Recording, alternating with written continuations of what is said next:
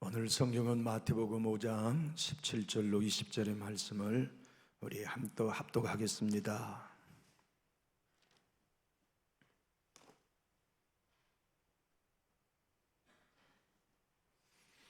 우리 마태복음 5장 17절로 20절 말씀 합독하겠습니다. 내가 율법이나 선제를 폐하러 온 줄로 생각하지 말라. 폐하러 온 것이 아니요 완전하게 하려 함이라. 진실로 너희에게 이르노니 천지가 없어지기 전에는 율법의 1.1획도 결코 없어지지 아니하고 다 이루리라. 그러므로 누구든지 이 계명 중에 지극히 작은 것 하나라도 버리고 또 그 같은 사람을 가르치는 자는 천국에서 지극히 작다 일컬음을 받을 것이요 누구든지 이를 행하며 가르치는 자는 천국에서 크다 일컬음을 받으리라. 내가 너희에게 이르노니 너희 의가 서기관과 바리새인보다 더 낫지 못하면 결코 천국에 들어가지 못하리라. 아멘. 성경에는 큰 두 개의 산맥이 있습니다. 하나는 율법의 산맥이고 다른 하나는 은혜의 산맥입니다. 우리가 오늘 읽은 마태복음 5장 17절 20절은 기독교 2000년 역사 가운데 가장 오해를 많이 받는 구절이고 교회를 바르게 세우기 위한 말씀이었지만 이 말씀 때문에 예수님 이후 사도시들부터 지금껏 교회는 이단들이 들끓는 근본적인 구절로 제공되고 있습니다. 주님의 의도와 완전히 다르게 해석하게 하는 구절이 마태복음 5장 17절로 20절이기 때문에 그렇습니다. 신앙의 교회 내에 있었던 유형 세 가지를 설명하자면 하나는 율법주의가 있습니다.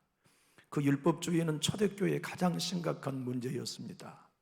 율법주의는 예수만 믿어가지고 구원 못 받는다, 구약의 율법도 철저히 지켜야 구원받는다고 가르치는 게 율법주의입니다. 예수님이 말씀하지 않으셨냐? 내가 율법과 선제를 폐하러 온 것이 아니라고 분명히 말씀하셨다. 예수님이 말씀하시지 않았냐? 천지는 없어지지만 율법은 1.1획도 결코 없어지지 아니하고 다 이루겠다고 하나님이 말씀하셨다. 그러니 예수 믿는 우리는 예수 믿고 구원받는 것이 아니다, 율법과 함께 철저히 지켜져야 구원받는다고 가르치는 게 이단입니다. 율법주의입니다. 어제 오늘 생긴 게 아니라 초대교회가 그것 때문에 고통당했어요. 또 하나는 이걸 완전히 무시하는 구절이에요. 그게 뭐냐면 율법 폐기주의, 또 다른 말로 하면 무율법주의, 또 다른 신학적 용어로는 은혜주의라고 말합니다. 그것은 뭐냐면 우리 예수님이 모든 율법을 다 이루셨기 때문에 이제는 우리는 율법과 영원히 결별했다. 우린 율법과 아무 상관이 없다. 율법은 이제 우리와 영원히 이혼했다. 그러니 이제 우리가 마음대로 살아도 더 이상 정죄받지 않는다 하는 이단이 율법 폐기주의, 무율법주의라고 하는 초대교회부터 있었던 이단이요, 오늘날도 그런 이단은 우리 주변에 많습니다. 우리 교회가 유튜브로 방송되고 있기 때문에 율법주의에 속해 있는 교단과 이단이 어떤 것인지 제가 말씀하지는 않겠습니다.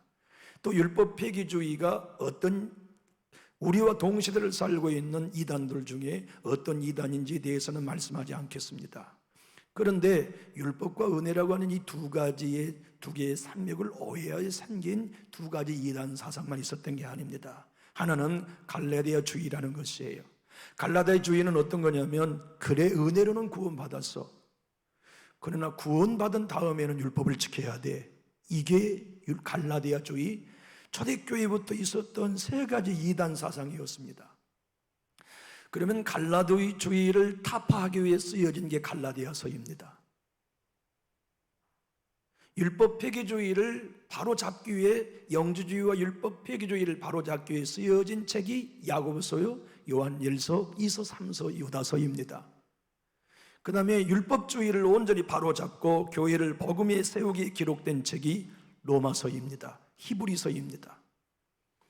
그러나 2000년 동안 교회는 늘 혼돈했고 지금도 많은 그리스도인들은 율법과 은혜에 대한 혼돈 속에 우리는 신앙에 가고 있습니다. 이것은 성도님들 개인적으로 율법과 은혜를 정의하고 예수님이 이토록 중요하게 말씀하신 마태복음 5장 17절과 20절을 온전히 정리할 수 있는 일은 여러분에게는 어려운 주제입니다. 하여 이 일은 설교자가 해줘야 됩니다. 담임 목회자가 율법과 은혜에 대한 바른 설명과 바른 이해를 성도님들에게 접목시키고 율법이 해주셨던 일이 무엇이고 은혜가 해주시는 일이 무엇이며 예수 안에 있는 우리들에게 율법의 영향은 어디까지며 은혜가 지배하는 삶은 어디까지인지를 설교자가 분명하게 얘기해야 되는데, 문제는 설교자들이 이런 훈련을 어디에서도 받아본 적이 없다는 게 난점입니다. 에말디안이라고 하는 유명한 학자가 있습니다. 그는 율법이냐 은혜냐는 책에서 생명의 출판사에서 출판한 책인데 거기에서 얘기합니다. 율법주의와 은혜 폐기, 율법 폐기주의, 갈라주의를 설교자가 바르게 정의하고 설교해야만 성도들이 진정한 복음의 자유를 누릴 수 있다는 거지요. 케이아도 여사는 그가 쓰는 치유의 은혜라는 책에서 이렇게 설명합니다. 설교자는 성도님들을 시내산에 모시고 올라가든지 겟셋만의 동산으로 올라가든지 두 산 중에 한 곳에 성도들을 끊임없이 모시고 다닌다. 여러분, 율법을 강조하면 이렇게 되는 거죠. 예수만 믿어가지고는 안 됩니다. 기도 열심히 해야 합니다. 11조 온전히 드려야 됩니다. 주일 성수 온전히 해야 됩니다. 사랑해야 됩니다. 금색해야 됩니다. 고난 조간 뭐 합니까? 핸드폰 금색하십시오. 40일 작정 금색하십시오. 처리하십시오. 그래서 우리의 삶을 매일매일 하나의 틀 속에 끊임없이 몰아가는 게 율법주의 설교입니다. 율법 폐기주의 설교는 무엇입니까? 여러분, 우리는 이제 예수 안에서 자유합니다. 어떤 삶을 살아도 괜찮합니다. 이제는 하나님께서 모든 율법을 십자가를 통해 이루어 주셨기 때문에 이제는 죄를 지어도 우리가 지은 게 아닙니다. 내 속에 거하는 죄가 죄를 짓는 것이기 때문에 여러분 자유하십시오. 이 두 가지 다 예수의 복음을 거부하는 이단입니다. 성경에 말하는 율법과 은혜의 바른 이해는 이것입니다. 율법은 하나님이 주신 하나님의 말씀입니다. 그러므로 틀리지 않아요. 어떤 이들은 이렇게 말합니다. 율법이 틀렸기 때문에, 실패했기 때문에 예수님이 오셨다고. 천만의 만만의 말씀입니다. 율법이 실패했다면 문제가 심각합니다. 율법이 실패하면 율법을 주신 하나님이 실패하신 분이 되어버리는 겁니다. 그러므로 율법은 실패해서도 안 되고 실패할 수도 없습니다. 예수님이 이 땅에 오신 것은 로마서 8장 4절 이후에 율법의 요구를 이루어 오셨습니다. 그래서 예수님이 십자가에 운명하실 때 가상칠언 중에 테텔레스타이, 다 이루었다, 이것은 아람어입니다. 아람어의 그 뜻은 내가 다 값을, 잔금을 지불했다는 뜻입니다. 율법이 우리에게 요구한 건 두 가지입니다. 로마서 8장 4절에서 말씀한 율법의 요구는 두 가지입니다. 죄를 지으면 죽는다, 사망하게 되어 있다는 게 율법의 요구 전부입니다. 그런데 그대들이 죽지 않으려면 하나님 수준의 의의를 이루라, 이게 율법의 요구의 두 가지입니다. 그런데 우리는 둘 다 못합니다. 죄에 물들은 있는 우리가 어떻게 율법의 요구, 티없고 점없는 삶을 우리들이 의롭게 살 수 있습니까? 우리는 못합니다. 그래서 율법은 그러한 삶을 우리에게 요구하신 게 아니라, 나 여호와는 너희들의 죄를 지으면 모든 사람이 죄를 범하였음에 하나님의 영광이 이를 수 없다, 이건 나의 영원한 선언이다. 그런데 내가 너희들로 하여금 내 영광에 이를 수 있는 길을 예비했다. 그게 예수 십자가다. 그래서 예수를 믿는 사람은 내가 예수 안에서 그가 받아야 할 사망의 진노를 예수의 십자가의 죽음으로 대신 지불했고, 그는 이제 예수 그리스도 안에 있는 하나님의 의, 예수가 십자가 흘려놓으신 완전한 보혈과 율법의 완성을 믿음으로 값없이 그에게 전가시켜 주어서 예수 믿는 그를 하나님 수준의 의의를 이루게 하겠다. 고린도후서 5장 21절의 말씀입니다. 그리고 은혜는 여러분과 저에게 이제 마음대로 살아도 좋다는 말씀이 아니라, 한번 따라해 주실까요? 하나님의 은혜는 내 타락한 생명으로는 이루지 못하지만 하나님의 은혜로 의의를 이루며 살게 하십니다. 우리가 향한 거 아닙니다. 우리 안에 은혜가 그 일을 하게 하십니다. 서기관과 바리새인들의 의가 얼마나 탁월합니까? 예수님은 이렇게 말씀하셨습니다. 서기관과 바리새인의 의보다 너희가 더 나아야 된다. 우리에게 요구하신 것이에요. 우리는 서기관 못 따라갑니다. 서기관들은 성경을 필사하고 말씀을 연구하는 학자들이었어요. 선역을 쓸 때는 맨날 며칠 먹지도 마시지도 않아요. 필사할 때. 그래서 여호와라는 이름을 쓸 때에는 금식해요. 선령을 필사를 끝까지 몇 달 동안 하다가 단 점 하나만 틀리면 다 불태워요. 처음부터 다시 써요. 평생을 그렇게 사는 의로운 사람들이 서기관들이에요. 그런데 그보다 예수 믿는 우리의 의가 더 나아야 한다고 말씀하셨어요. 바리새인은 무엇입니까? 매주마다 이틀씩 금식합니다. 11조를 얼마나 철저히 하냐면 메인 수입을 11조를 드린 건 말할 것도 없고 박하와 회향까지도 철저하게 11조를 드립니다. 길거리에 나아가면 먹는 것과 마신 것과 죄인과 의인을 구별하여 살고 앉고 일어설 것을 철저히 구분하며 시간을 구분하고 날짜를 구분하고 절기를 구분하는 완전한 행위주의자들입니다. 그보다 우리 보를 주님은 더 의로워져야 한다고 말씀합니다. 그럼 우리가 그들보다 어떻게 더 의로울 수 있습니까? 그러한 율법을 온전히 지키는 사람들보다 우리가 더 어떻게 의로울 수 있습니까? 그들의 의는 자기의 경건으로 이루는 의이지만, 죄인이 만드는 허물투성인 의이지만, 우리가 믿는 의는 사람이 만드는 이루는 의가 아닙니다. 완전하고 죄가 없는 예수님께서 자기의 생명을 대성물고 화목제물로 십자가에 내어주시면서 그분이 완전한 율법의 요구를 이루신 하나님의 의를 거저 믿음을 갖는 우리들에게 전가시켜 주시는 의를 우리는 얻었습니다. 그래서 우리의 의는 무엇입니까? 하나님의 의인 이 은혜가 저와 여러분으로 말미암아 구약에 설명한 요구한 모든 율법을 지킬 수 있는 힘을 제공하신 것이 하나님의 은혜입니다. 그 은혜가 우리에게 오면 죄를 멀리합니다. 그 은혜가 우리에게 오면 기도하고 싶어집니다. 그 은혜가 우리에게 오면 용서하지 않고는 못 배겨요. 하나님의 은혜가 우리를 지배하는 삶을 살면 내 안에 불편한 사람 두고 예배 못합니다. 그게 정상입니다. 하나님의 은혜가 우리의 생각과 마음을 지배하면 내가 오늘 마누라랑 속상해가지고 다투고 왔는데 여전히 기도가 잘 된 사람 거짓 영성입니다. 기도가 안 되어야 진짜입니다. 기도가 안 되네. 내가 좀 참을 텐데.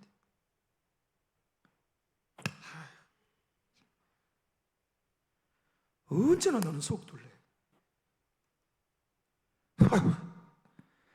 그리고 집에 가서 마누라를 만나자마자 자아는 절대로 잘못했다는 말을 하지 못하게 하지만 은혜가 지배하면 여보 내가 잘못했어. 그때 내 마음 조마조마합니다. 알기는 알아요? 이렇게 대답할 게 무서워가지고 사과를 못해. 아내도 은혜가 지배하면 아니에요 여보, 다 내가 잘못됐어요. 은혜가 지배하면 사과하는 일도 쉽고 용서하는 일도 쉬워요. 그리고 그렇게 사과하고 용서하지 않은 채 다음 예배에 나올 수가 없어요. 새 사람이 되면, 은혜의 사람이 되면, 성령의 사람이 되면 내 안에, 교회 안에 불편한 사람을 두고 한 공간에서 예배하는 게 불가능해요. 그래서 뭐 합니까? 내 영이 살기 위해, 내 예배가 살기 위해, 내 기도가 살기 위해, 성령이 내 안에 일하시도록 하기 위해 예배를 끝나면 다가가 손 내미는 거예요. 권사님, 내가 잘못된 것 같아요. 그런데 자아는 우리에게 그렇게 하지 못하도록 해요. 잘못은 내가 한 게 아니고 그 사람이 했는데, 내가 하나 되기 위하여 예배가 방해받지 않기 위하여서 내가 하나님이 하라고 하시니까 하고 싶지 않지만 하는데, 상대가 아이고 아니에요 권사님 내가 잘못했어요 라고 반응해주면 내가 화해할 만 나겠어. 그렇게만 전제만 된다면 기꺼이 나 하겠어. 그런데 상대가 하고 내 사과와 화해를 받아주지 않을 것 같아 우리는 용기를 내어 다가서지 못하는 수가 많아요. 여러분, 내 안에 율법은 끊임없이 말씀합니다. 용서해라. 은혜는 말씀해요. 네 자아의 생명에는 못한다. 십자가에 예수가 죽듯이 너도 죽고 무덤에서 부활한 예수의 생명의 은혜가 너를 지배하면 그 은혜가 손 내밀게 하신다. 그 은혜가 율법의 1.1획도 지킬 수 있는 힘을 제공한다. 그렇게 행하고 나면 바리새인의 의의는 뭡니까? 내가 행했다는 의의입니다. 나는 다른 사람보다 깨끗하다고 하는 의의입니다. 근데 예수님이 말씀하시는 바리새인과 서기인보다 더 나은 의의는 그렇게 예수의 은혜로 용서하고 예수의 은혜로 화해하고 예수의 은혜로 하나 되고 예수의 은혜로 베풀어 주었어도 내가 한 거 아닙니다. 하나님의 은혜가 하셨습니다는 고백이 서기관과 바리새인의 의보다 훨씬 나은 의다. 그래 자랑할 것이 없어요. 난 대단해가 안 됩니다. 난 누추한 사람입니다. 나는 최고가 아닙니다. 나는 존경한 사람이 아닙니다. 은혜를 내게서 빼면 나 끝장난 사람이야. 그래서 날마다 심령이 가난합니다. 그래서 의에 줄이고 목마릅니다. 그래서 늘 온유합니다. 그래서 화평하게 됩니다. 그래서 마음을 정결하게 됩니다. 그래서 날마다 십자가를 의지하고 내가 죽습니다. 그리고 이제는 내가 산 것이 아니라 내 안에 그리스도가 사신 참다운 복음을 믿고 누추하지만 때 많지만 허물 많지만 하나님이 예수를 믿는 나를 당신도 의로우시고 믿는 자도 의롭다고 약속하신 로마서 3장의 말씀을 자기의 것으로 받아들입니다. 로마서 6장 11절의 말씀처럼 죄에 대하여는 죽고 하나님께 대하여는 살아있는 자로 여기는 내 자신의 복음이 적용됩니다. 그 사람은 갈수록 거룩해집니다. 갈수록 깨끗해집니다. 갈수록 온전해집니다. 그러나 바리새인과 서기관처럼 자랑하지 않습니다. 자기를 드러내지 않습니다. 내가 최고란 게 없습니다. 내가 행한 게 아니고 하나님의 은혜가 행한 것이기 때문에 자랑은 예수뿐입니다. 자랑은 성령님 뿐입니다. 자랑은 나의 약한 뿐입니다. 자랑은 내가 날마다 죽는 것 외에는 아사 외에는 교생의 방법이 없다는 걸 알고 우리의 삶을 복음으로 살아갑니다. 소베레인 그레스라는 책을 쓴 D.L. 무디 목사님은 모든 물의 수원지에 근원이 있듯이 은혜의 수원지에 가만히 귀를 들여다보면 출발점은 하나님의 심장이다. 왕관에서부터 시작하여 빵의 부스러기까지 하나님의 은혜가 아닌 게 아무것도 없다. 은혜의 지배를 받는 사람은 중환자실을 지나갈 때 감격합니다. 은혜의 지배를 받는 사람은 은행 앞에 지나갈 때 감격합니다. 은혜의 지배를 받는 사람은 성전을 드나들 때 감격합니다. 왠지 아십니까? 주의 은혜가 날 살렸어. 주의 은혜가 나를 빚지지 않게 하셨어. 주의 은혜가 나로 소화하게 하셨어. 주의 은혜가 나를 치료하셨어. 주의 은혜가 나를 시험에 들지 않게 도우셨어. 주의 은혜가 사탄이 끊임없이 나를 공격하고 죄에 넘어질 유혹 많았지만 나를 지켜주셨어. 내가 여기까지 온 건 하나님의 은혜 덕분이야. 나의 내던 것은 하나님의 은혜 덕분이야. 사람들이 자기를 자랑한다면 난 자랑할 것 훨씬 많아. 나는 사도 중에 사도야. 바리새인 중에 바리새인이야. 히브리파 중에 히브리파인이야. 베냐민 지파 중에 베냐민 지파야. 나는 율법에 흠이 없는 사람이야. 교회를 얼마나 핍박했고 믿는 사람을 얼마만큼 미워할 만큼 나는 율법에 철저했던 사람이야. 수고하여 예수님을 섬기는 사도가 될 때 다른 사도들은 아내와 함께 위로받고 살았지만 난 총각으로 평생을 헌신했어. 다른 사람은 선교 후원금을 가지고 목회했지만 나는 진짜 내 손으로 수고하여 성도들에게 부담을 주지 않고 목회했어. 나는 40에 하나 가마는 매를 맞았고 일주일 동안 풍랑에 파손된 뱃조각을 잡고 내가 생명을 위협받았으며 강의 염과 동정의 염과 모든 배고픔과 핍박을 다 견뎌냈어. 그러나 아이가 아무것도 자랑할 수 없어. 내가 자랑한 건 나의 나된 것은 하나님의 은혜뿐이야. 이것이 은혜의 지배를 받는 그리스도인의 의, 서기관과 바리새인보다 나은 의입니다. 서기관과 바리새인의 의는 사람들에게 보이는 의이지만 예수 안에서 하나님이 요구하신 의의는 보이지 않는 의의입니다. 마음의 중심입니다. 마음의 동기입니다. 나는 아무것도 아니라는 동기. 겉에 나오는 유순한 태도는 사람을 속일 수 있습니다. 겉에 나온 립싱크는 나의 헌신과 마음을 위장할 수 있습니다. 그러나 중심은 위장할 수 없습니다.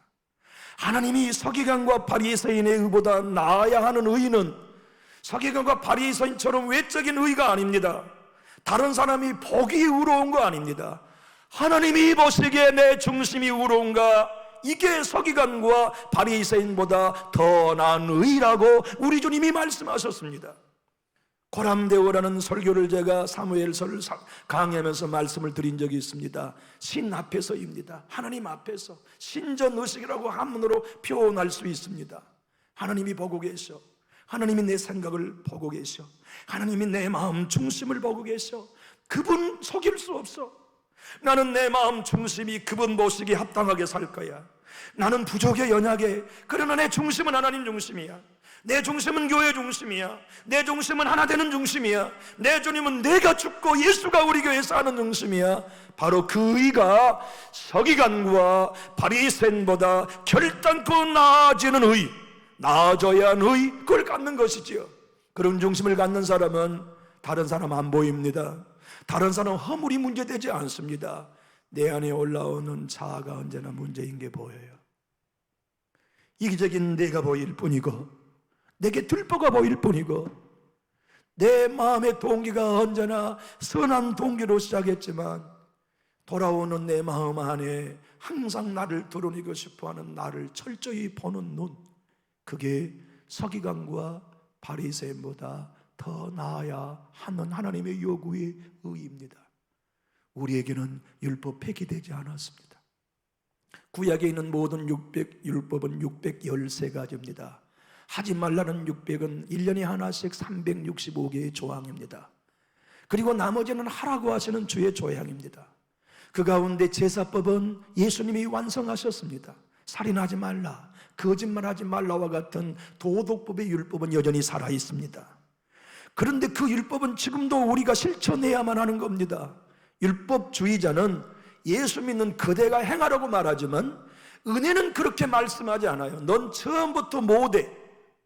내 은혜가 너를 지배하면 내 은혜가 거짓말하지 않는 삶을 살게 해준다. 내 은혜가 네 감정을 지배하고 네 생각과 마음을 지배하면 음욕을 품지 않는 삶을 살게 한다. 내 은혜가 너로 도둑질하지 않게 한다. 내 은혜가 하나님 외에는 다른 신을 섬기지 않게 한다. 내 은혜가 부모에게 효도하게 한다. 내 은혜가 형제와 하나 되게 한다. 내 은혜가 서로 잘못을 용서하며 용서를 빌 수 있게 한다. 여러분, 우리 교회는 예수님이 지배하셔야 됩니다. 우리의 마음은 성령님이 지배하셔야 됩니다. 여러분 생각해 보십시오. 우리의 남은 인생은 우주의 70억에 살아가는 모든 사람이 남은 인생을 합치는 무게보다 여러분과 저의 남은 인생의 시간의 무게가 더 커요. 더 중요한 겁니다. 우리의 남은 시간 은혜 지배받아야 됩니다. 우리 인생의 남은 시간 복음 지배받아야 됩니다. 성령 지배받아야 됩니다. 예수 지배받아야 됩니다. 그 지배를 받으려면 딱 하나 정리해야 합니다. 자아를 더 이상 내 주인으로 지배받지 않아야 합니다. 자아가 내 감정을 지배하지 않게 해야 합니다. 자아가 우리의 생각을 지배하지 않게 해야 합니다. 자아는 뭐 한지 아십니까? 절대 아른 채 하지 마, 나에게 요구합니다. 자아는 뭐라고 말합니까? 먼저 절대 눈빛 주지 마, 내 감정과 내 생각을 자아가 지배합니다. 그러면 성령님은 우리를 지배하지 못하십니다. 은혜는 우리를 지배하지 못하십니다. 바로 그렇게 올라오는 자아를 내 주님이 말씀한 것처럼 날마다 십자가에 못 박아 부인하고 그 자아에 대하여 예수디 고도니 성령이라는 그의 책에서 말씀한 것처럼 누구든지 자기를 부인하라는 말씀은 자기 자아가 주는 생각과 감정과 의지에 대하여 나는 너와 상관없어, 아니야, 나는 너를 따라가지 않을 거야 라고 선언하고 성령이 내 안에 주시는 감정에 반응하는 것이 예수로 사는 것입니다.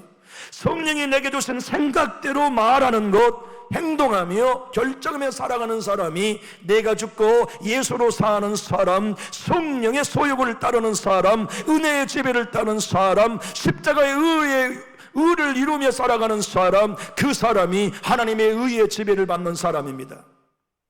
우리의 기도가 얼마나 유창하는가, 그건 경건의 조건이 아닙니다. 우리가 얼마만큼 열심히 있는 교회 생활하는가, 그것이 우리가 하나님과의 관계를 설정하는 게 아닙니다. 보이지 않는 우리의 마음이 자아의 지배에서 벗어나 무엇을 하나님이 명령하시든지 네 하고 순종한 게 영성입니다. 그것이 기독교의 영성입니다. 그것이 여러분과 제가 추구해야 할 진정한 기독교의 삶이요, 예수 믿는 그리스도의 삶입니다. 만약 제가 속이 틀어졌습니다. 그런데 제 아내가 저에게 여보 당신이 푸세요 라고 말했을 때, 알기는 당신이 뭘 알아, 나보고 맨날 푸라 그래, 저리 가 있어, 밥이나 해. 만약 제가 이렇게 반응했다면 저는 자아의 지배를 받고 있는 목사입니다. 내 안은 부글부글 끓습니다.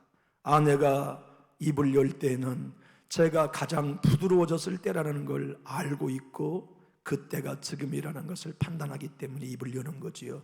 여보 당신이 죽으셔야 되지 않아요? 그때 내 안에는 확 드러나서 밥 안 먹어버릴 거다 진짜. 오늘부터 3일 동안 밥 안 먹고 데모해버리겠어. 내가 목사만 아니었으면 보따리 싸가지고 집 나갔을 텐데. 그런 마음이 솔직히 올라와요. 진짜예요. 자아가 있으니까. 근데 성령의 지배를 받을 때 그 마음을 내가 보고 거부하는 거예요. 알았어 여보, 내가 칠게. 그게 은혜의 지배를 받는 사람이에요. 그 은혜의 지배를 받을 때 그 은혜가 우리를 율법의 1.1획도 행할 수 있는 제공자가 되세요. 그 의를 이루는 신자는 내가 한 게 아니라는 걸 알기 때문에 바리새인과 서기관에 관한 의보다 큰 것을 알지만 자랑하지 않아요.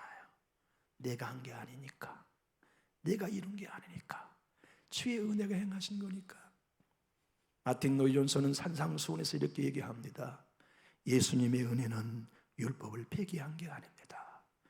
우리의 자아의 생명으로 이룰 수 없는 율법을 그 은혜가 이룰 수 있게 힘을 제공하는 것입니다. 스테븐 맥베이라는 목사님이 계십니다. 그분은 28년 동안 율법 목회를 했어요. 자그만치 몇만 명이 모이는 교회 목사님이에요. 그러나 자기의 목회 위기를 경험하고 건강에 악신호를 느끼면서 배운 게, 아하, 내가 율법의 신앙을 살았구나. 내가 교회 세우려고 했고 내가 교회 부흥시키려고 했다는 걸 깨달았어요. 그래서 그에게 하나님이 찾아오셔서 은혜에 대해 눈 떴어요. 그의 책이 내게 찾아오신 하나님의 은혜라는 책이에요. 그는 거기서 말합니다. 하나님의 은혜만이 율법의 요구를 이룰 수 있게 하는 원천의 힘이 되신다고요. 여러분, 우리는 리아꺼도 안 됩니다. 우리는 세 발 달린 바퀴 구루마도 못 됩니다. 그런 우리에게 10톤 물건을 실을 수 있나요? 포크레인 중에 제가 상식이 없습니다만 제가 아는 제일로 큰 포크레인은 10이라고 합니다. 10 한 바가지 딱 긁으면 장로님 몇 톤 트럭에 하나 찹니까? 15톤? 몇 톤이나 되나요? 몇 개? 몇 톤? 1톤? 아닌 것 같은데 10도 되는 것 같아요. 장로님, 하여간 그러면 좌우지간 그 하나 15톤이라고 가정해서 우리의 자아는 구루마도 안 되기 때문에 절대 율법의 10톤짜리 요구를 우리는 못 짊어지고 갑니다. 그런데 하나님의 은혜가 우리에게 15톤 덤프트럭보다 더 큰 능력이 되어서 질 수 있게 하세요. 부담도 지게 하시고 헌신의 짐도 지게 하시고 용서되지 않는 사람도 품을 수 있는 힘을 그분의 은혜가 주세요. 그래서 D.L. 무디 목사님은 말씀합니다. 율법은 죄 없는 자가 돌로 치라. 아니, 율법은 돌로 치라 말씀하지만 은혜는 죄 없는 자가 돌로 치라고 말씀합니다. 율법은 네가 행하라고 말씀하지만 은혜는 내가 이루었다고 말씀하십니다. 앤드류 머레이 목사님 말씀합니다. 하나님은 두 길 중에 한 길만 우리에게 가게 하셨습니다. 율법의 길은 높고 험하여서 오를 수 있는 사람이 아무도 없습니다. 그러나 은혜의 길은 내리막길이고 쉬워서 예수를 믿는 모든 사람이 갈 수 있게 하는 길입니다. 저는 목회자로 살고 설교자로 살면서 고민에 깊이 빠졌었습니다.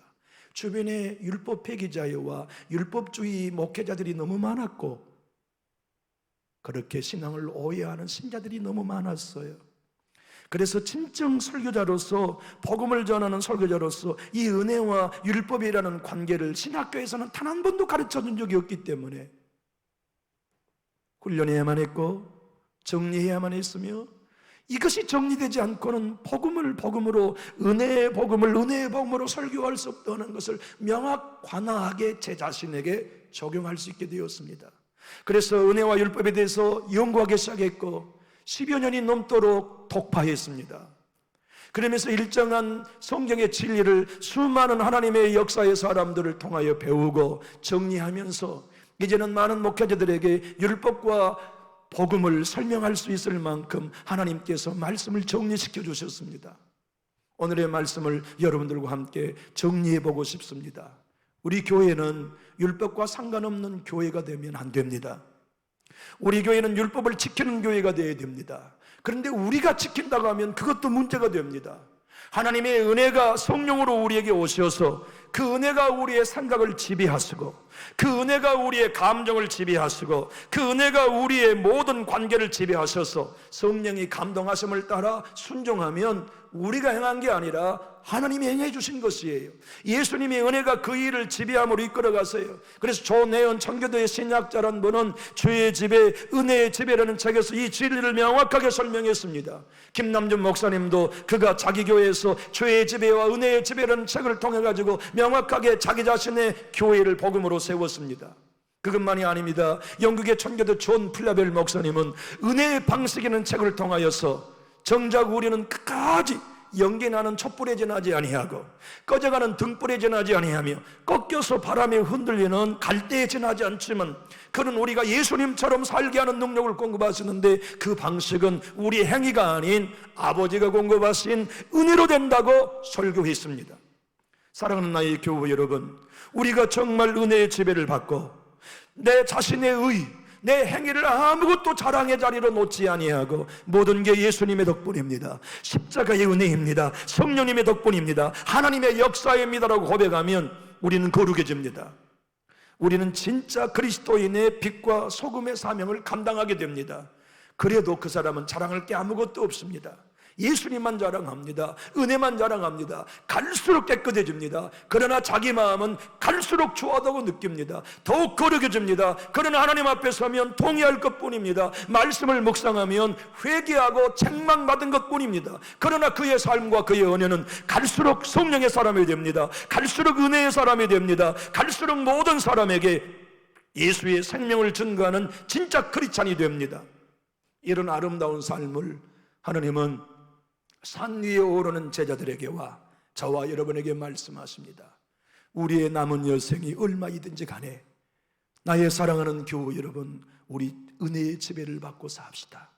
우리 시내산에 올라가 교회는 이래야 돼, 목사는 이래야 돼, 목회인자는 암흑의 신자는 이래야 돼, 이렇게 우리의 언어 구조와 시각의 관점이 묶여 있다면 우리는 늘 시내산에 아직도 내려오지 않고 있는 증거입니다. 그러나 우리가 시내산, 율법을 받았던 시내산을 내려와 게이아드 여사의 얘기처럼 겟셋마네 동산에 올라가면 우리는 죄의 모든 영향에 벗어날 수 없습니다. 율법의 요구를 하나도 이룰 수 없습니다. 그래서 우리 예수님이 땀방울이 변하여 핏방울이 되도록 기도하시고 골고다 언덕에서 우리가 율법의 정죄인 사망과 율법이 요구한 의의를 두 가지 다 우리에게 이루어 주시기 위하여 십자가에 죽어 죄의 값을 지불하여 사망하시고 죽은 자 가운데 부활하여 우리에게 의의를 전가시켜 주신 십자가 골고다에 오르는 신자는 다른 신자 보고 지적할 게 아무것도 안 보입니다.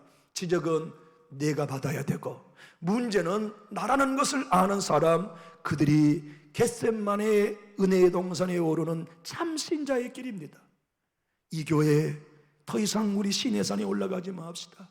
우리 모두 빠른 발걸음으로 시내산에 내려와 겟셋마네 동산에 오르고 골고다의 언덕 십자가만 바라보면서 갈수록 예수 사람 되지만 그때 그 순간 그 모든 사람 앞에 예수님만 자랑하고 다른 성도를 귀하게 여기며 하나 되는 교회, 우리 교회 바로 여러분과 저를 통하여 하나님이 이루어가기 원하시면 우리 힘있게 하면 하실까요? 기도하겠습니다.